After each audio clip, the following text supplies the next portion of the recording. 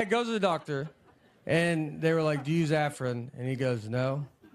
And the doctor was like, I can see that you use it. I was just saying that.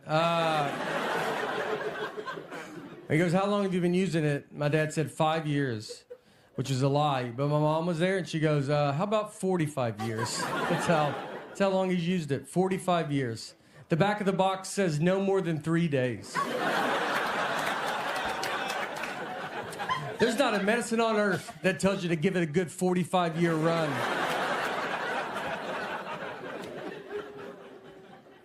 That's why I get nervous as I get older, because I am already not smart, and I'm in my prime right now. I don't read any books.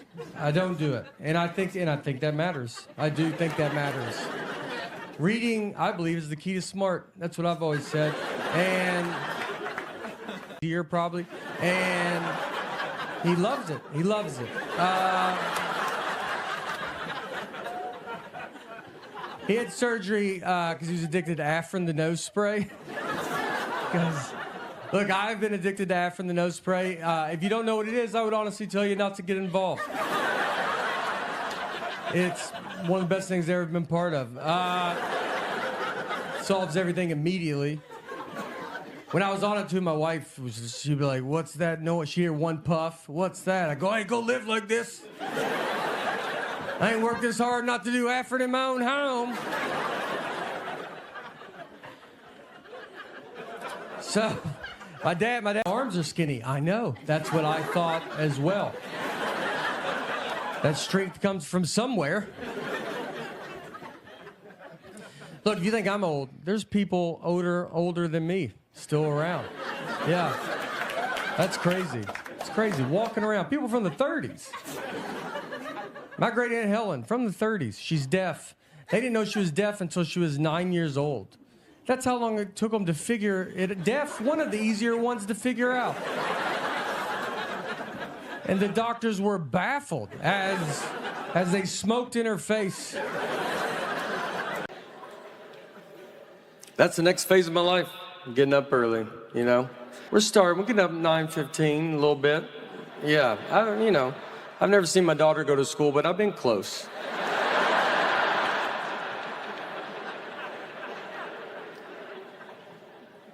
Very exciting. It's crazy. Look, if you're at home, I'm as shocked as you are that I'm here.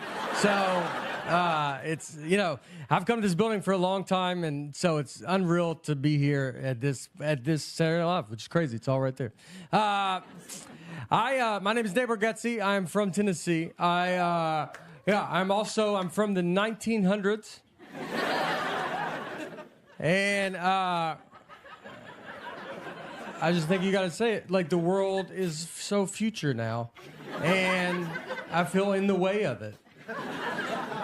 Hotels are futuristic. Like, you go, you take a shower, the shower's enclosed, but now a lot of hotels have...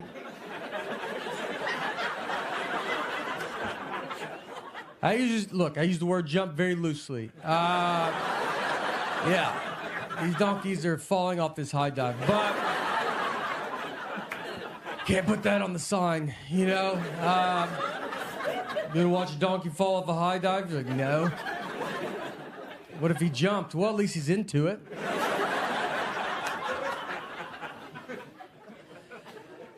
Just so you know, PETA shut that down. And, yeah.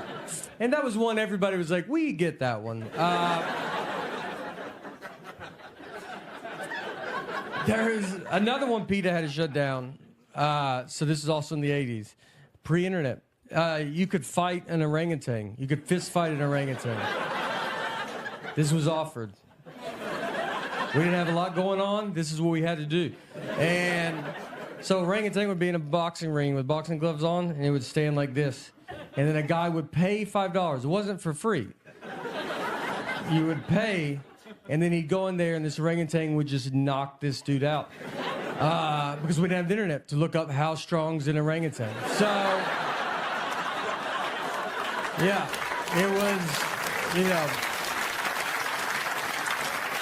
it was all word of mouth back then. You had to meet a guy that just fought an orangutan. And you're like, are they strong? You're like, yeah, dude. Like, but they'll swoop. Just over that same. My wife and I, hold on, because I've got this is the last one. I just hear one in the background. Because you hear it from a far distance. And then it's like, he's going that way. Sound like he's going the other way, right? All right. Or like, we don't even hear it, and I'm just up here. I mean, haunts me for the rest of my life. Every show, we're back and doing theaters, and I'm like, is that a helicopter? You guys hear a helicopter? And they're like, inside the building? I'm like, yeah, do you hear it? Does everybody hear it? Everybody get down. Everybody quiet down. Is that a helicopter in this? All right. So we got in the fight, phrase one fell swoop. Just over this saying. And if you're a newlywed, you're like, well, that doesn't make sense. You're right.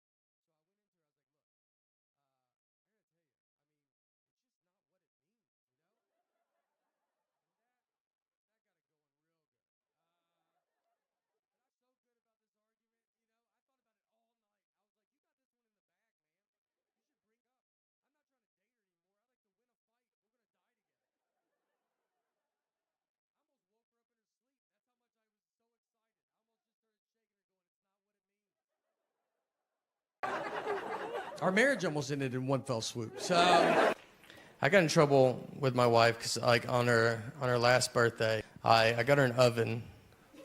All right, pretty nice oven. Take it easy. And then I bought an oven because, like, I know, like the vacuum, her other favorite toy as a kid was the Easy Bake Oven. So to go with her big girl vacuum, I got her.